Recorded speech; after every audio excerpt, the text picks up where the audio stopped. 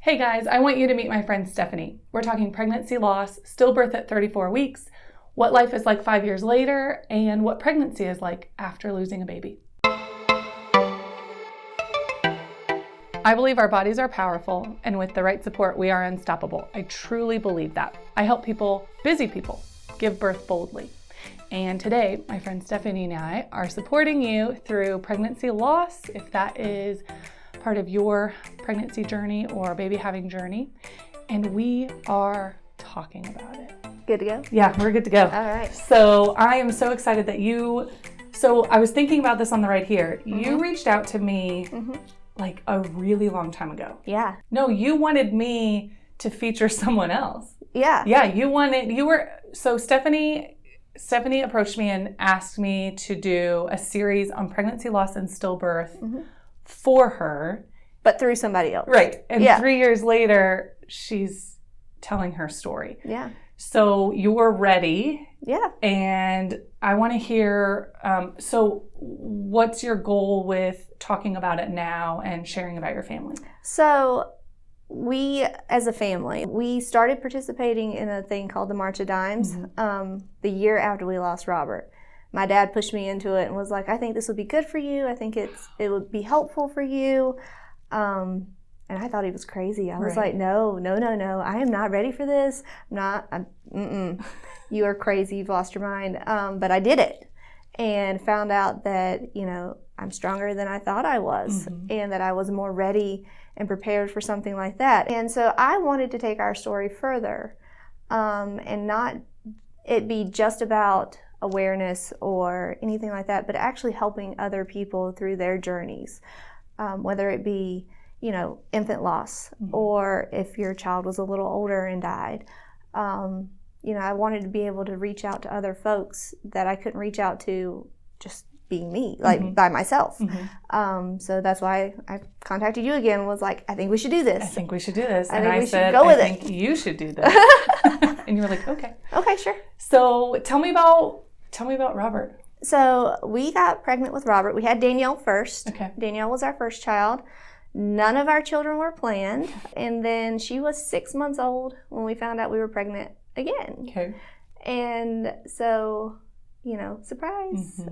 Then, you go through the normal process of, you have to be 8 weeks pregnant before you can have the first OBGYN visit. Right. Everything looked normal there. They scheduled me to come back and, do the ultrasounds, and we'd figure everything out from there. We did the anatomy scan, found out he was a boy. And, of course, we're super excited. We had a girl, now we have a boy, balances out. And my pregnancy was normal, nothing crazy. The only thing that I ever remember being nervous about was they did an ultrasound and said that he had some fluid behind his kidneys, which isn't uncommon. Right. But, being a second-time mom, nothing abnormal with the first pregnancy. This one was just like, oh, well, is this something I should be worried about? And then turned out it was nothing. It was no big deal. It was gone by the time we did the next ultrasound. Okay. And so he was due in January. And so Thanksgiving, we went to Richard's family and we did Thanksgiving there. And of course, everybody's like, oh, let me feel your belly. Let me feel him. Is he moving? And he had gotten kind of sluggish then. And I just counted it off as being, I'd eaten so much turkey and stuff. And they say that makes you tired. And you were busy? And I was busy, yeah. And I was like, well, he's just tired today. Not moving as much. And so then throughout that weekend, still not much movement, here and there. Still pretty busy, though, because we have a large family. Yeah. Saturday, we went and visited more family. And so then Sunday, I was like, something's not right. You get that mommy feeling that maybe something's not normal. But still, I was like, well, we've still just been so busy and, I'm just tired. No big deal. And then Sunday night, I felt him kick. And I was like, well, he's fine. He's still moving. We're still good.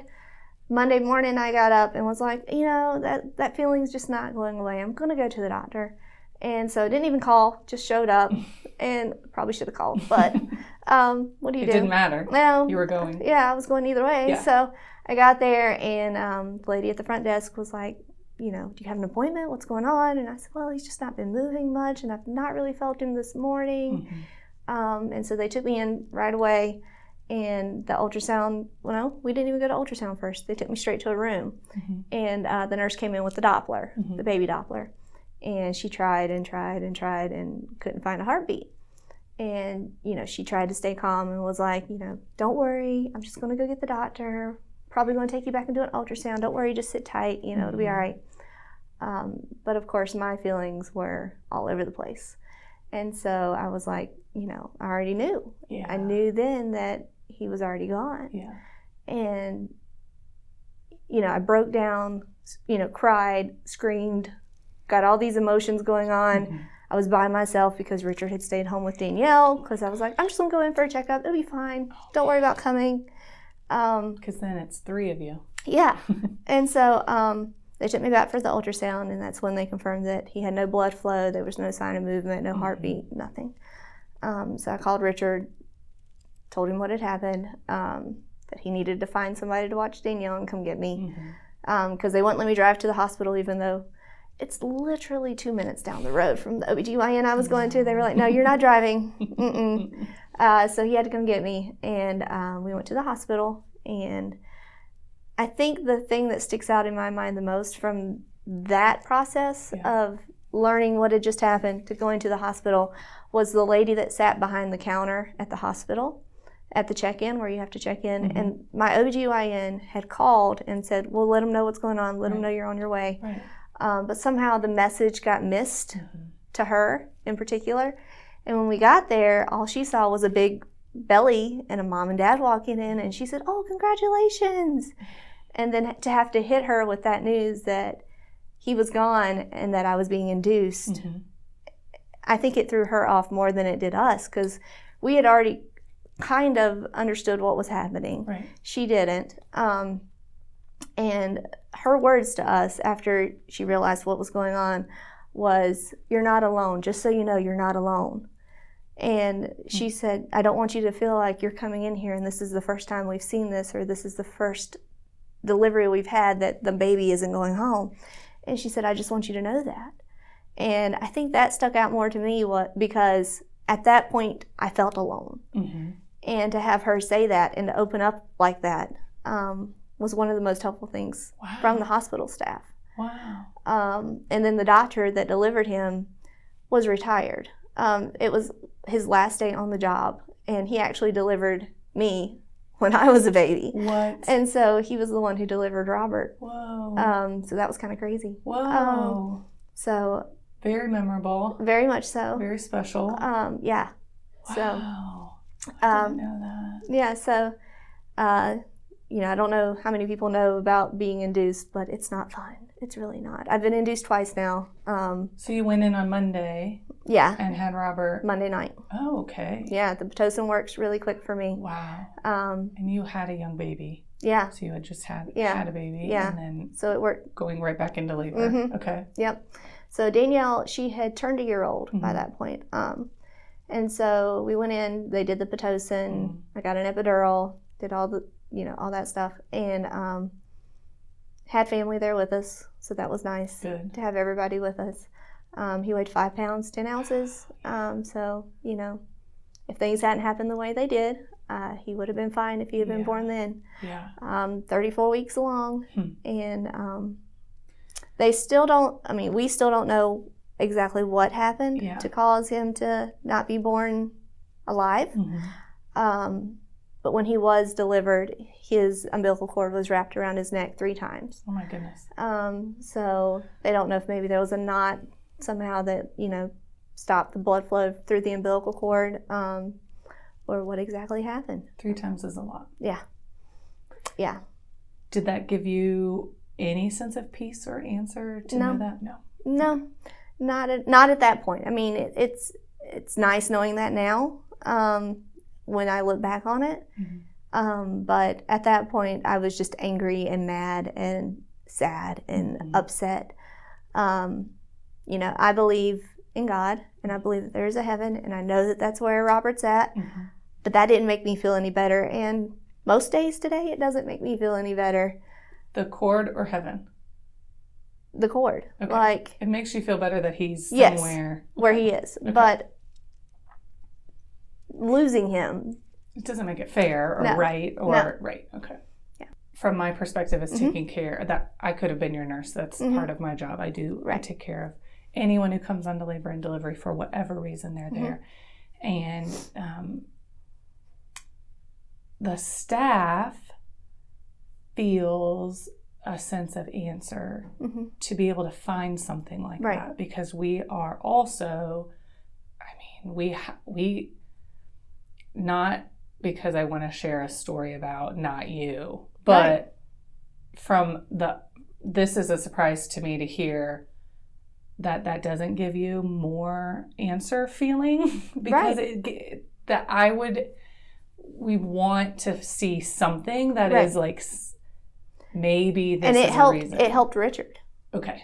to have that answer. Okay. But me, not so much. No. I was just too mad and too angry and too sad Mm-hmm. to accept any answer as being a good answer Mhm, or a right. reason or anything. When Robert was delivered, Richard looked at me and said, "Steph, his cord was wrapped. That's why. That's what happened." And I still wanted to blame myself. Okay. Because I thought, well, I should have gone sooner. When he started getting slower, I should have just went right then. Mm-hmm. And my dad is in the medical profession. Mm-hmm. And he told me later, when I was having this kind of similar conversation with him, he said, "Steph, it wouldn't have mattered if you'd went that day. Mm-hmm. You know, the ultrasound can only see so much, and they would have seen blood flow. They would have seen him moving, you know." Yeah, that's absolutely true. Yeah, and he said, you know, nothing would have happened. They would have said, "No, he's fine. Go back home. You're just worrying too much," or you know. Yeah. And he said, so it wouldn't have mattered if you had went on Thursday, Mm-hmm. or Friday, or Saturday, or Sunday. Mm-hmm. You know, things happened the way they did, Mm-hmm. and there was no way around it. And I think that's what made me so mad, like when he was delivered and the cord was wrapped around his neck. Like, I wanted to be able to say, well, if I'd went, they would have seen it. And, Right. you know, that wouldn't have been the case. No. I can see where that is a little more, you can swallow that a little differently Yeah. than having a maybe answer is Yeah. not helpful. Yeah. Was not helpful for you. Okay. Yeah. So that was 5 years ago. Mm-hmm. What's your life like now? Now we have Danielle, who's 6. Oh gosh. We have Elizabeth, who's 3. Mm-hmm. And then we have Madeline, who is 6 months old. Oh my God. So, again, none of our kids were ever planned. And so, you know, life is crazy because when you have 3 children, it's just life. It's crazy. Life, right. You know, we work, we go to school, we go to daycare. Richard and I both have full-time jobs, so we work Monday through Friday. He works Saturdays. So, you know, it's a little crazy, a little hectic. And then with losing Robert, Richard's family's from New York. Okay. So that's where we decided to bury Robert, was in New York, because that's where we'll eventually be buried one day. Yeah, my dad was not happy with me when I decided I wanted to bury him in New York. Because he's here. Yeah. Okay. Dad's in Virginia. His point of view was we should bury him here because this is where you're at right now, and you're going to want to go, and you're going to want to grieve, and you're going to want to go talk to him. And at that point, and still now today, I feel like I'm better off with him being up there and me being here, because then it's not something that I dwell on every single day. The fact that, oh, I can just drive over there and go sit. Mm-hmm. But my dad did make a memorial for Robert at his house. Because he wanted that. Yeah. Okay.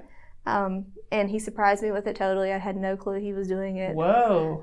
There's a gazebo with swings and a little angel or a little baby in angel wings and chandelier, like a little outside chandelier. I don't know where he found that. Gorgeous. It's beautiful. Yeah. And it's by the creek that me and my sister grew up playing in. And so it's a nice spot that I can take the girls because they can play in the creek, they can play in the woods. But having him up there was just better for me. Okay. And I'm not saying it's for everybody. Right. Like me personally, I dealt with it better with him being there. Yeah. We make a family trip every year and go up, That's far. visit with Richard's family, Yeah. go to the graveside. We put up his Christmas wreath every year. Okay. It's a nice tradition. It is. And, you know, Danielle, now that she's 6, she's full of questions. Mm-hmm. And so we've been trying to go through and work through those because she knew that she had a brother and that he died.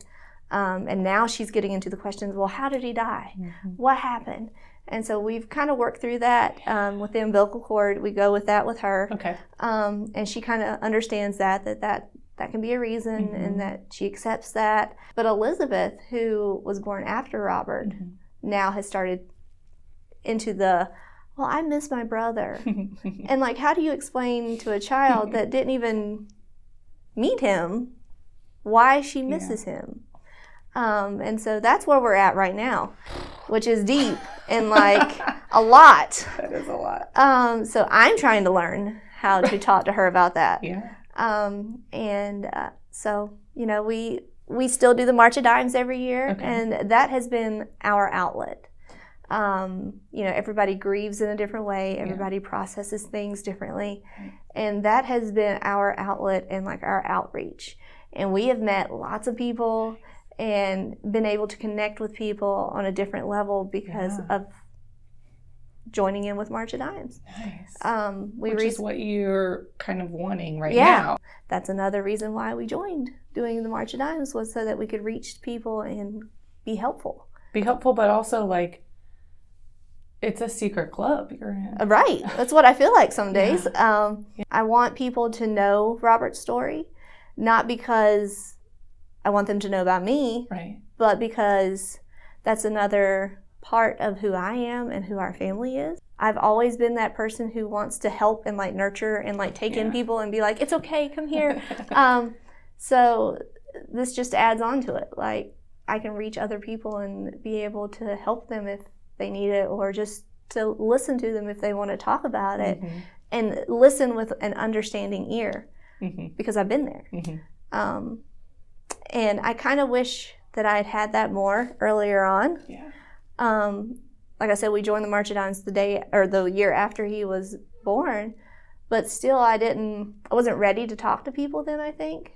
So I didn't reach out as much as I probably should have. And I wish I would have, because I think I would have gotten along a little better, gotten a little further ahead than where I am now. So you just go as you go. You're a parent also. Yeah. I mean, you were a parent previous to being Robert's parent. So speed of life, they just keep going. Like, they don't stop. So there's grieving as a parent is totally different than if Robert was your first. Right. Yeah. They just keep. Yeah, there's no stopping them. And there were days where I just wanted to like sit in bed or lay in bed and not do the day. But you can't do that. No. Like, that little person is at you going, Mommy, are you getting up? Mommy, I'm hungry. Mommy, come on. Right. I need to go potty. You know. It just keeps going. And and so there was no, I just want to lay in bed. You had to get up and you had to do life. And, you know, lots of people would say to me on the daily, you know, oh, well, at least you have Danielle. And so to an extent that was true. But on the flip side of that, that didn't replace anything. That you don't substitute out pieces of your life. No. So this poem that we have was one that I read or had read at Robert's funeral. We woke up that morning and I thought, you know, I want something at the funeral that was mine, like something that I came up with or something that I found. And so I went and used the computer there at the hotel and just started looking for poems, because that's where my mind always goes. Like, I like poetry, I like poems. And so I stumbled across this poem after a few minutes of searching, and it was perfect because Robert was born December 2nd. We were burying him in New York. It was snowing, and this poem was called A Snowdrop. And so the poem reads, the world may never notice if a snowdrop doesn't bloom, or even pause to wonder if the petals fall too soon. But every life that ever forms or ever comes to be touches the world in some small way for all eternity. The little one we long for was swiftly here and gone, but the love that was then planted is a light that still shines on. And though our arms are empty, our hearts know what to do. Every beating of our hearts say that we love you. And It's an author unknown. It was exactly what I needed in that moment. A snowdrop. Not only do rainbows have a special place in my heart, but so does the snow. So it was just the perfect thing to have at his funeral. Thanks for reading that. You're welcome. I love that. I don't know about you guys, but I have a lot of questions and I want to hear so much more about this. Like, what is Richard going through? What do you tell a 6-year-old? What do you tell a 3-year-old? How do you learn how to grieve and then support other people in their grief? So there's so many more questions here, and Stephanie and I talked about this is a little part of her story, and that is on purpose, so we could be here for days. But for you guys, we want you to hear Stephanie's story, but also Stephanie wants to share some things that she wished she had known and some things that she wishes other people knew about stillbirth and pregnancy loss, which I'm super excited to hear. So keep going on this series. This is the Pregnancy Loss Stephanie's Story series, and the next video is all about what she wished she would have known prior to having Robert, right? Right. Okay, so Stick with us. I have a million more questions. Seriously,